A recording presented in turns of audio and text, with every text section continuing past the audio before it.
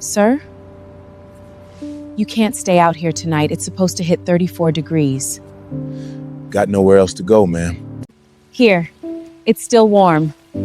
And there's a shelter 4 blocks down. They hold beds till 11. Why do you care? I'm nobody to you. Because 6 years ago, I walked past a man exactly like you.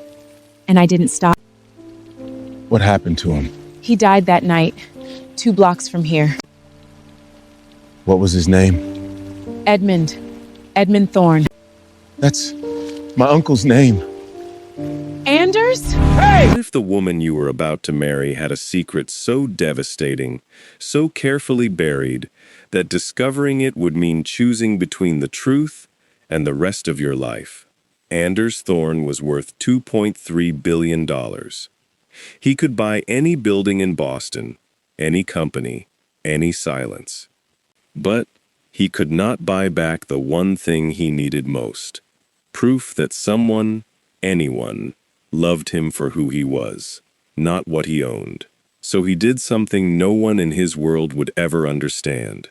He put on a stranger's coat, smeared dirt across his face, and became a beggar outside the hospital where his fiancée worked. He thought he was testing her heart.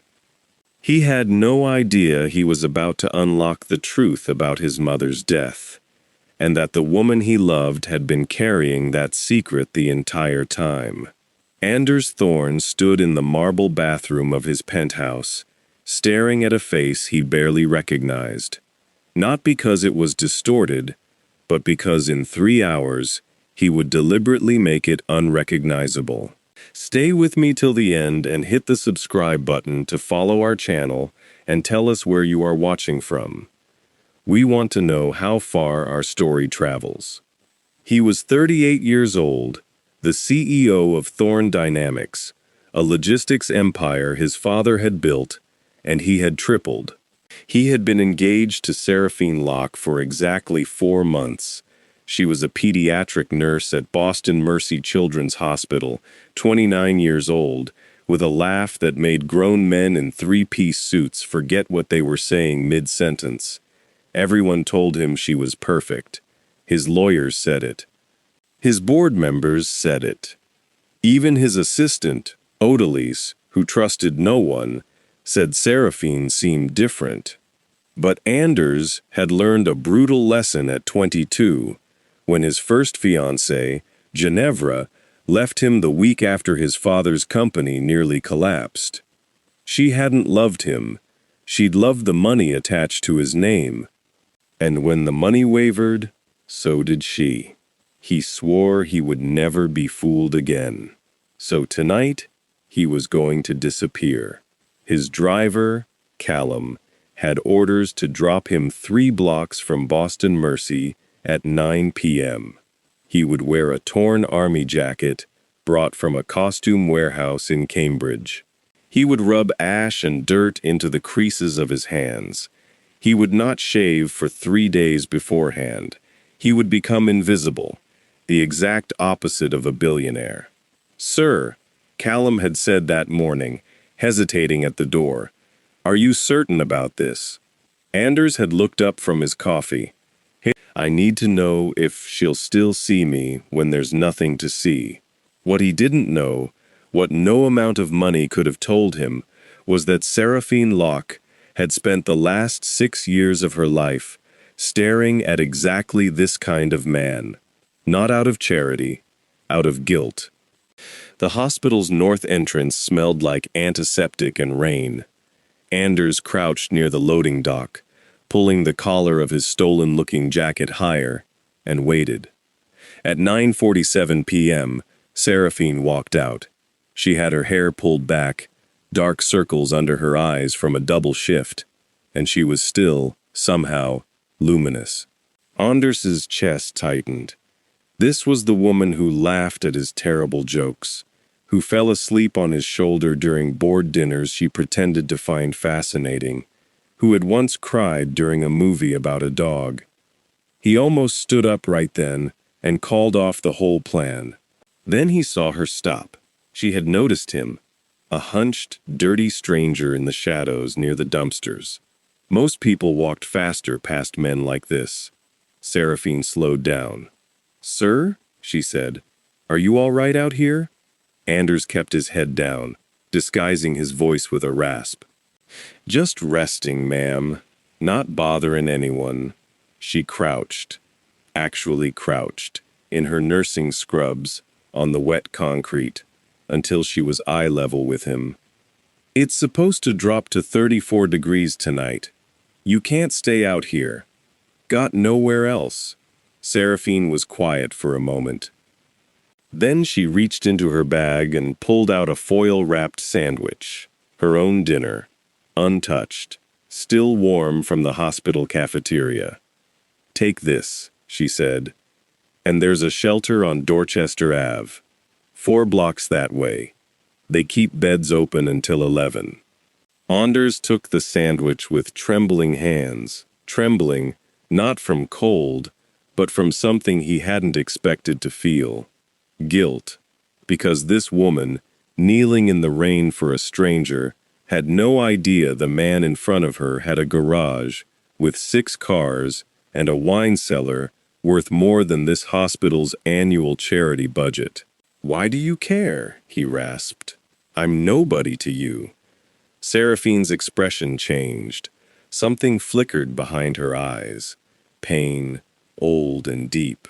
"Because 6 years ago," she said quietly, "I walked past a man exactly like you, and I didn't stop." Anders's breath caught. "What happened to him?" he asked. Seraphine stood up, and for a moment he thought she wouldn't answer. "He died that night," she whispered. 2 blocks from here." She turned and walked into the dark before he could ask his next question, the one burning in his throat. "What was his name?" Anders returned the next night, and the night after that. Each time, Seraphine found him. She brought him coffee once. Another night, a blanket she said was extra from the hospital's supply closet, though Anders suspected she'd bought it herself. She never gave money. He noticed that immediately, filed it away as strange for a woman engaged to a billionaire who threw $50 bills at valets without counting. On the 4th night, he decided to push. "You work long hours for a nurse," he said, voice still low and rough. "I'm getting married soon," Seraphine said, sitting on an overturned crate near him, careless of her scrubs. "To a good man, rich man actually, but he doesn't know the real reason I do this." Anders's heart pounded. "What's the real reason?" Seraphine looked at her hands. "When I was 23, I was a first-year nursing student. Broke, exhausted, running to catch a bus after a 16-hour shift, and there was a man on the sidewalk, homeless, sick, asking for help. I was late. I was tired. I told myself someone else would help him." She looked up, eyes glassy under the streetlight. "Nobody did. He died of hypothermia that night, 3 blocks from this exact hospital. And 2 days later, I found out who he was." Anders's mouth went dry. Who was he? Seraphine's next words came out like a confession held for 6 years. His name was Edmund Thorne. The world tilted. Anders felt the blood drain from his disguised face. Edmund Thorne, his father's older brother, his uncle, who had vanished from the family after a business dispute nearly 20 years ago, whom everyone assumed had fled to Europe in shame. Not vanished, dead, on a sidewalk, while his own family searched embassies instead of homeless shelters. "That's—" Anders's rasping voice cracked, and he had to fight to keep the disguise intact. "That's a heavy thing to carry." "You have no idea," Seraphine whispered, "because Edmund Thorne was the uncle of the man I'm about to marry. And Anders doesn't know his uncle didn't run away to Europe. He thinks it's still a family mystery. I've known the truth for 6 years, and I have never told him, because how do you tell the man you love that you let his uncle die on a sidewalk, and then years later fell in love with his nephew without knowing it, and now you're too much of a coward to break both their hearts. Anders sat frozen in the dark, every assumption of his life rearranging itself violently. His mother had died of a broken heart, the family always said, grief over her missing brother-in-law that never resolved, a sadness that hollowed her out over a decade until her own health failed. If Seraphine had told the truth 6 years ago, could his mother have had closure? Could she have lived? He opened his mouth, and in that instant, headlights swept across the alley. Callum's car. Right on time. The schedule Anders had forgotten to cancel. Seraphine's head snapped toward the black town car idling at the curb, and toward the man stepping out of the back, Anders's actual driver, calling his actual name into the dark. "Mr. Thorne? Sir? Are you back here?" Seraphine went rigid, staring at the beggar in front of her with new, horrified understanding. "Anders?" Seraphine's voice was barely audible. He couldn't lie anymore. Slowly he reached up and pulled back the grime-streaked hood, revealing a face she had kissed 100 times, now smeared with theatrical dirt and framed by 4 days of stubble. "Seraphine, I can explain." She stood up so fast the crate toppled behind her. "You disguised yourself. You've been... How many nights? How many nights have I been talking to you like this? Telling you... 5 nights, he admitted, standing to, shame washing over him hotter than any boardroom failure. "I wanted to know if you'd still be kind to a man who had nothing. And I wanted to know if you loved me or my money. So you lied to me." Her voice cracked between fury and heartbreak. "For 5 nights, I sat here and told a stranger the worst secret of my life. A secret I was terrified to tell you. And it was you the entire time?" "I didn't know about Edmund," Anders said desperately. "I swear to you, I had no idea until tonight. Seraphine, my mother spent 10 years believing her brother-in-law abandoned this family. She died believing that. If I'd known... You think this makes it better?" Seraphine backed away from him, tears finally spilling. "You tricked me into confessing to a dead man's nephew wearing a costume like some kind of experiment. I am not a lab rat for your trust issues, Anders. That's not what this was." "Then what was it?" she shouted, and the alley went silent except for distant traffic.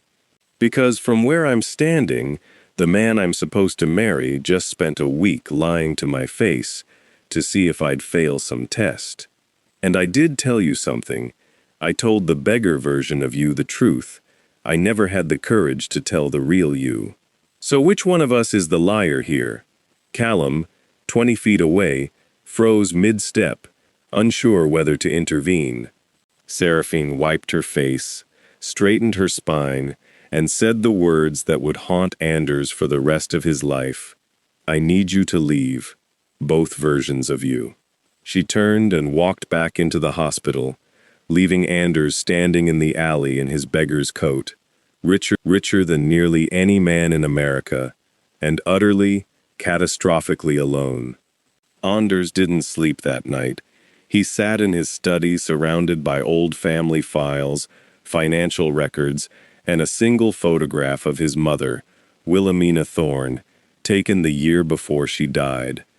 If Edmund had truly died on the street 6 years ago, there would be records, a death certificate, a city morgue log, something. His father, Cornelius Thorne, had always refused to discuss Edmund's disappearance, citing old wounds and family business whenever Anders asked. By 3 a.m., using a private investigator he trusted from a prior corporate dispute, Anders had his answer. Edmund Thorne had indeed died of hypothermia and cardiac arrest 6 years ago at Boston Mercy, pronounced dead on arrival. The city, unable to identify him quickly, he'd been living under an assumed name, Ed Bowman, for over a decade, had listed him as unidentified for 11 months before a delayed dental record match connected him to the Thorne family. By then, Cornelius Thorne had already buried the truth. He told Wilhelmina a softened lie. Edmund had died abroad, peacefully, of natural causes. He couldn't bear to tell his wife that her brother-in-law had frozen to death on a sidewalk 2 miles from their mansion, while the family assumed he was living lavishly in Zurich. Wilhelmina never knew the real story. She died 4 years later of heart failure. But Anders now wondered, reading his father's private letters, whether some part of her had sensed the lie all along, and it had eaten at her slowly, like rust. At 6 a.m., his phone rang. It was his father. "Anders," Cornelius Thorne said, voice tight.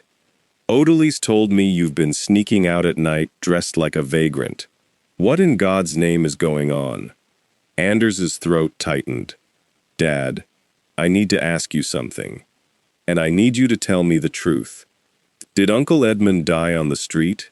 Here? In Boston?" Silence stretched so long Anders thought the call had dropped.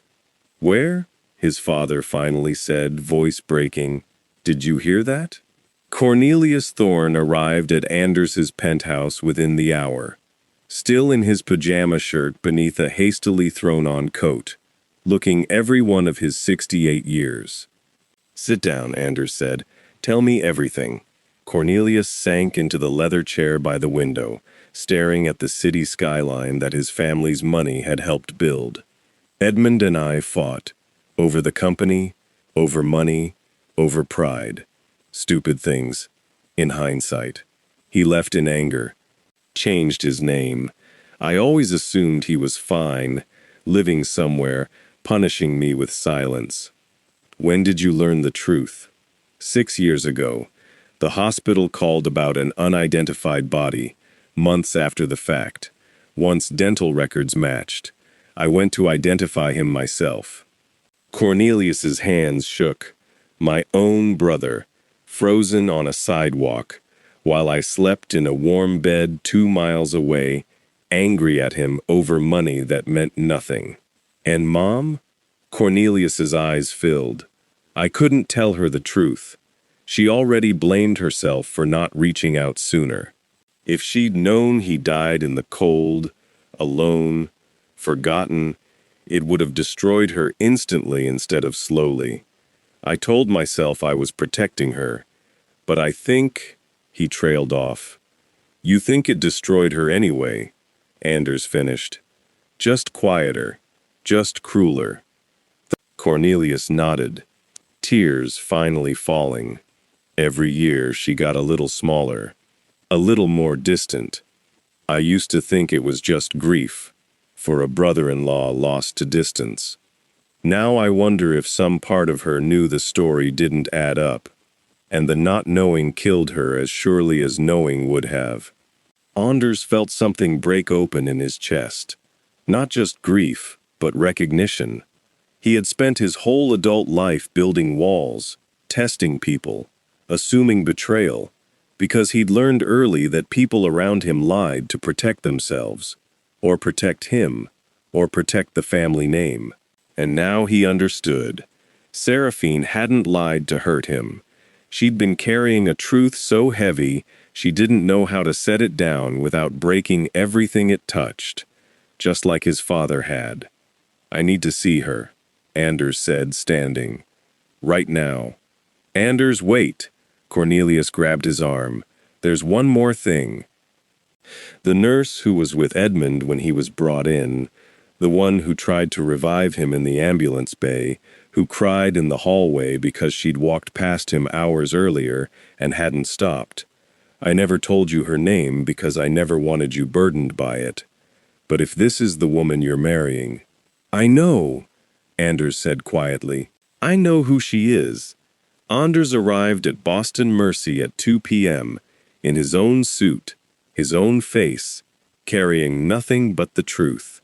He found Seraphine in the pediatric wing, reading to a small boy with an IV drip, her voice soft and patient, despite the storm he knew must still be raging in her chest. She looked up and saw him, and her expression hardened instantly. "I have nothing to say to you," she said, stepping into the hallway, pulling the door shut behind her. "Then just listen," Anders said. "I talked to my father this morning. I know everything now. About Edmund, about the 6 years you've been carrying this alone. About why you couldn't tell me." Seraphine's arms crossed tighter, a shield. "That doesn't excuse what you did." "No," he agreed. "It doesn't. I was wrong, Seraphine. I let my past, Ginevra, my father's business partners, every person who smiled at my money instead of my face, turn me into someone who tests love like it's a hostile takeover. You didn't deserve that. Nobody deserves that. You humiliated me," she said, voice shaking.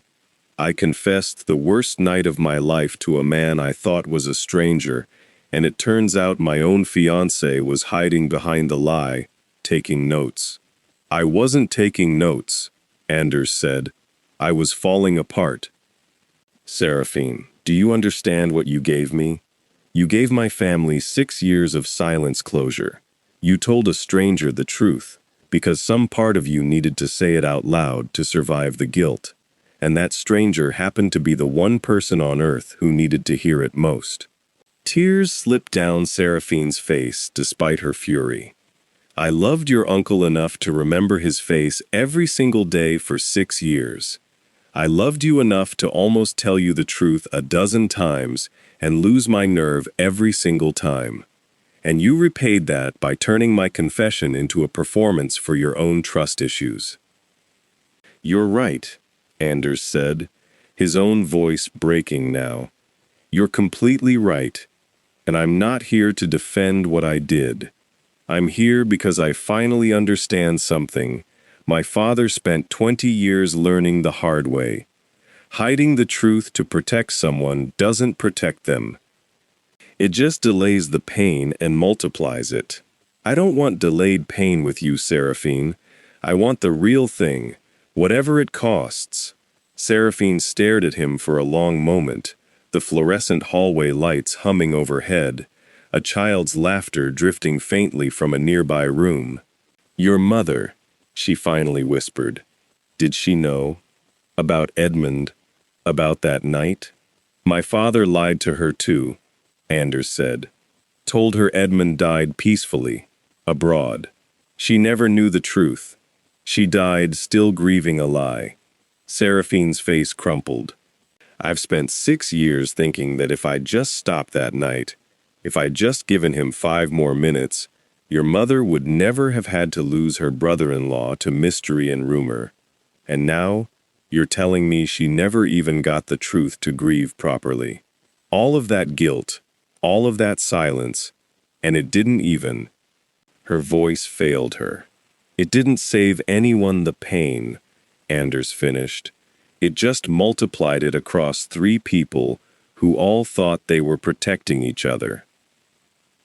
Seraphine wiped her eyes with the back of her hand, a gesture so unguarded, so human, that Anders felt his chest ache with love and grief at once.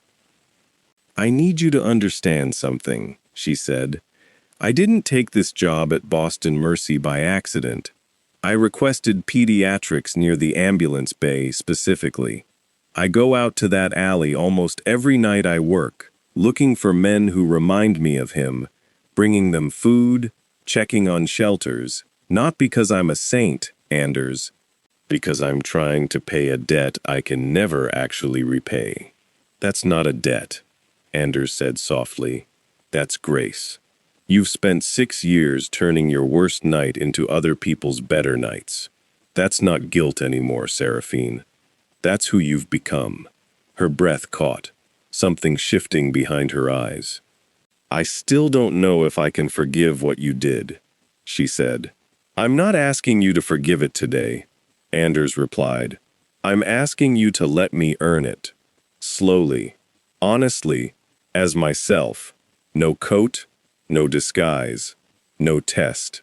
Just Anders, showing up, every single day, until you believe it." Down the hallway, A pediatric nurse called Seraphine's name, an emergency in room 14. Seraphine glanced toward the sound, torn, and looked back at Anders one final time. "I have to go," she said. "I'll be here," Anders said. "Tonight. Not in an alley. Right here, in this hallway, whenever your shift ends. However long it takes." Anders kept his word. He sat in the hospital's family waiting area for 6 hours, ignoring calls from his board, from Odalise, from a reporter who'd somehow caught wind that the CEO of Thorn Dynamics had been seen in torn clothing near Dorchester Ave the week before. At 8 p.m., Seraphine's shift ended. She found him exactly where he said he'd be, exhausted, still in his suit. A paper cup of hospital vending machine coffee, gone cold in his hands. "You're still here," she said, surprised despite herself. "I said I would be." They sat together in silence for a long moment, the hospital humming around them, a world Seraphine had dedicated her life to, a world Anders had never truly seen until he'd crouched in an alley beside it. "My father wants to meet you," Anders finally said, properly. "He wants to thank you for what you tried to do for Edmund that night, and for what it's meant that you never stopped trying to make it right, even before you knew who I was to him." Seraphine's eyes welled. "I don't need thanks. I need to know I can trust you again." "Then let me tell you the last thing I haven't said yet," Anders said, turning to face her fully. "When I was in that alley, disguised, cold, watching you kneel down in the rain for a stranger who could offer you nothing, that was the moment I fell in love with you all over again. Not because you passed some test, because I finally saw, with my own eyes, who you are when no one rich or powerful is watching. And it turns out, you're the same person in the dark as you are in the light. That's rarer than any fortune I've ever built." Seraphine's tears finally spilled freely, but her expression had softened from fury into something more fragile: grief, relief, and the faint, cautious return of hope. "I need time," she said, "not to leave, to trust again. Can you give me that?"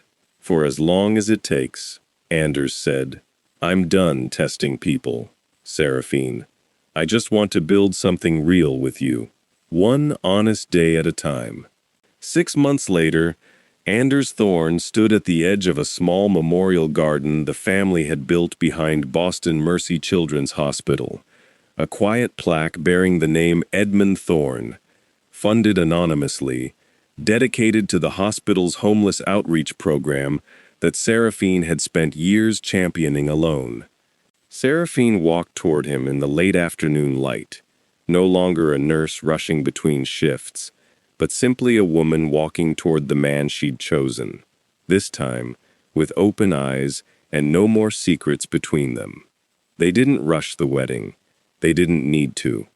Because they had already survived the hardest test either of them would ever face.